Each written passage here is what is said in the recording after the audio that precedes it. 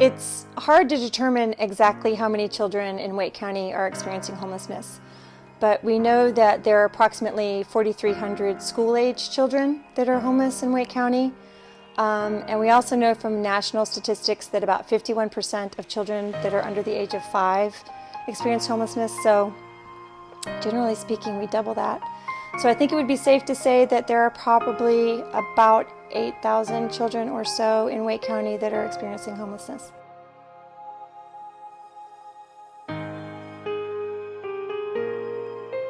What we know is children that are homeless, doubled up, or living in hotels are living in a constant state of trauma. They don't know where they're sleeping that night. They don't know where their next meal is coming from. They don't know when their parents are going to be home. And that constant state of trauma does not allow them to focus on what's most important to them, their education and just being a child. So children who are homeless live in a variety of different places. They live in motels, they live in what we call doubled up, which means they're living with family members, relatives, friends. They live in their cars, they live on the street.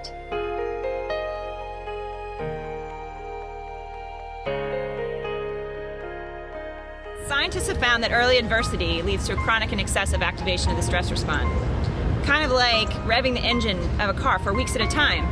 This ongoing level of stress actually impacts the development of children's brains and can lead to a host of negative outcomes into adulthood.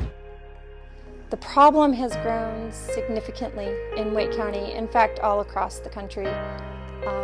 Statistics that we have shown that the numbers have almost doubled since 2014, 2015.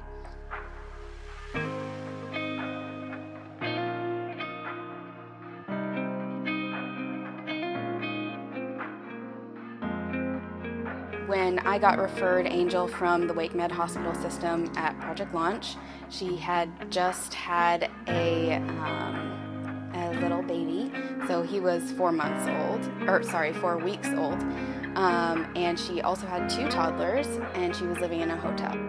It's hard raising kids in hotels because they don't have the limited of space that they had in a home. They're limited to a small room.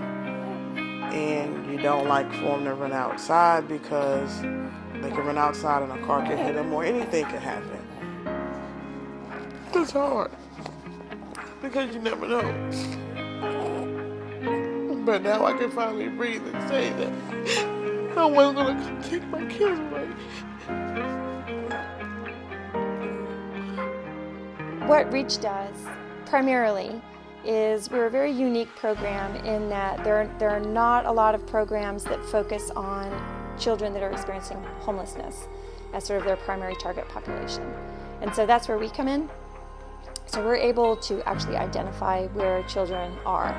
And that's huge because they're a largely invisible population.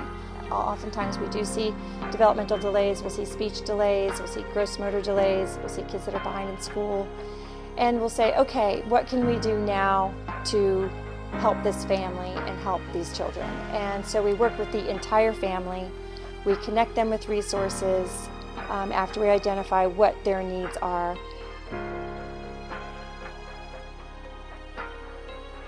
So I often say that when people think about families that are experiencing homelessness, they really think first about the adults and not really about the impact that being homeless or at risk of homelessness or even having to move frequently may have on the children, on their school performance, on their emotional health, just on their overall wellness and stability. And so it's really important that we have Passage Home and the REACH program here as a partner at Oak City Cares to help us address the impacts that these issues can have on children.